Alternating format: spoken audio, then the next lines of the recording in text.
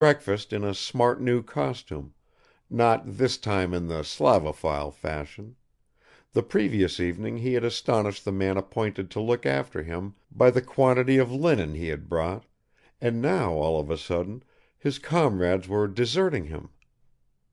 He took a few quick steps, darted round like a hunted hare on the edge of a wood, and abruptly, almost with terror, almost with a wail, he announced that he also proposed to leave. Madame Odintsov made no attempt to detain him. "My carriage is very comfortable," added the unlucky young man, turning to Arkady. "I can take you, while Evgeny Vassilich takes your tarantass, so that will be even more convenient." "But really, it's quite off your road, and it's a long way to where I live." "Never mind, that's nothing. I've plenty of time. Besides, I have business in that direction." "Selling vodka?" asked Arkady, rather too contemptuously. But Sitnikov was already reduced to such despair that he did not even laugh as he usually did. "I assure you, my carriage is extremely comfortable," he muttered, "and there will be room for everyone." "Don't upset Monsieur Sitnikov by refusing," murmured Anna Sergeyevna. Arkady glanced at her and bowed his head significantly. The visitors left after breakfast. As she said good-bye to Bazarov, Madame Odintsov held out her hand to him and said, "We shall meet again, shan't we?" "As you command," answered Bazarov. "In that case, we shall." Arkady was the first to go out into the porch. He climbed into Sitnikov's carriage. The butler tucked him in respectfully, but Arkady would gladly have struck him or burst into tears. Bazarov seated himself in the tarantass. When they reached Khoklovsky, Arkady waited till Fedot, the keeper of the posting station, had harnessed the horses, then going up to the tarantass, he said with his old smile to Bazarov, "Evgeny, take me with you, I want to come to your place." "Get in," muttered Bazarov between his teeth. Sitnikov, who had been walking up and down by the wheels of his carriage, whistling boldly, could only open his mouth and gape when he heard these words; while Arkady coolly pulled his luggage out of the carriage, took his seat beside Bazarov, and bowing politely to his former traveling companion, shouted, "Drive off!" The tarantass rolled away and was soon out of sight. Sitnikov, utterly confused, looked at his coachman, but he was flicking his whip round the tail of the offside horse. Finally Sitnikov jumped into his carriage, and yelling at two passing peasants, "Put on your caps, fools!" he drove to the town, where he arrived very late, and where the next day, at Madame Kukshin's, he spoke severely about two disgustingly stuck-up and ignorant fellows. Sitting in the tarantass alongside Bazarov, Arkady pressed his friend's hand warmly, and for a long time he said nothing. It seemed as though Bazarov appreciated both Arkady's action and his silence. He had not slept at all the previous night, neither had he smoked, and for several days he had scarcely eaten anything.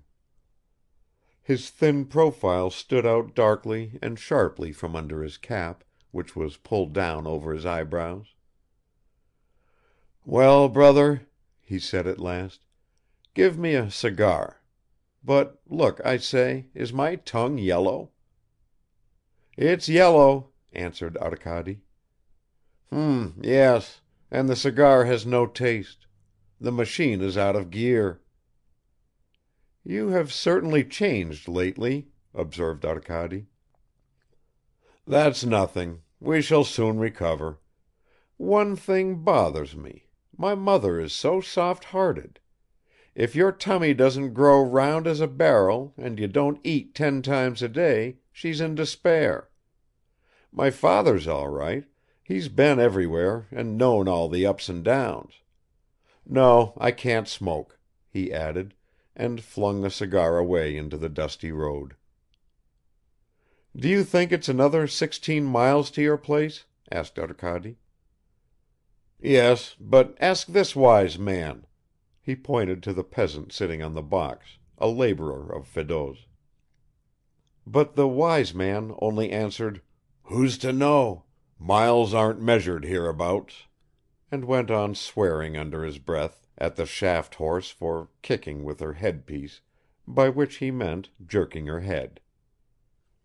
"Yes, yes," began Bazarov, "it's a lesson for you, my young friend, an instructive example. The devil knows what rubbish it is. Every man hangs by a thread, any minute the abyss may open under his feet, and yet he must go and invest for himself all kinds of troubles and spoil his life." "What are you hinting at?" asked Arkady. "I'm not hinting at anything. I'm saying plainly that we both behaved like fools. What's the use of talking about it? But I've noticed in hospital work, the man who's angry with his illness, he's sure to get over it." "I don't quite understand you," remarked Arkady. "It seems you have nothing to complain about."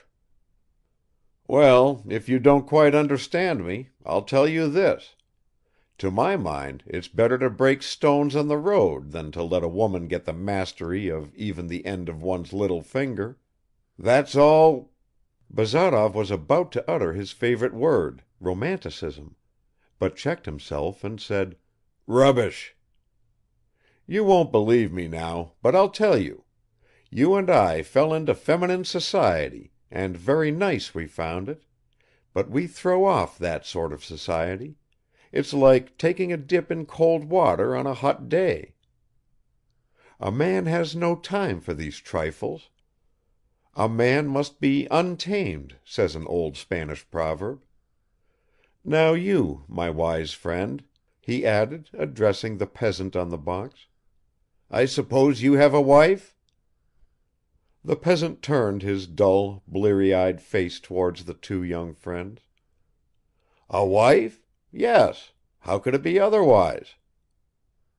"Do you beat her?" "My wife? Anything may happen.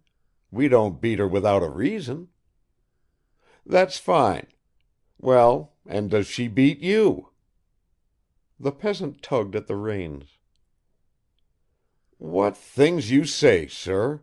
You like a joke." He was obviously offended. "You hear, Arkady Nikolayevich. But we've been properly beaten. That's what comes of being educated people." Arkady gave a forced laugh, while Bazarov turned away and did not open his mouth again for the rest of the journey. Those 16 miles seemed to Arkady quite like double the distance. But at last on the slope of some rising ground the little village where Bazarov's parents lived came into sight. Close to it, in a young birch copse, stood a small house with a thatched roof. Two peasants with their hats on stood near the first hut swearing at each other. "You're a great swine," said one. "You're worse than a little sucking pig." "And your wife's a witch," retorted the other. "By their unconstrained behavior," remarked Bazarov to Arkady, "and by the playfulness of their phraseology, you can guess that my father's peasants are not overmuch oppressed. But there he is himself coming out on the steps of the house. He must have heard the bells. It's him all right. I recognize his figure. Aye, aye, only how gray he's grown. Poor old chap." Chapter 19. Recording by Roger Moline.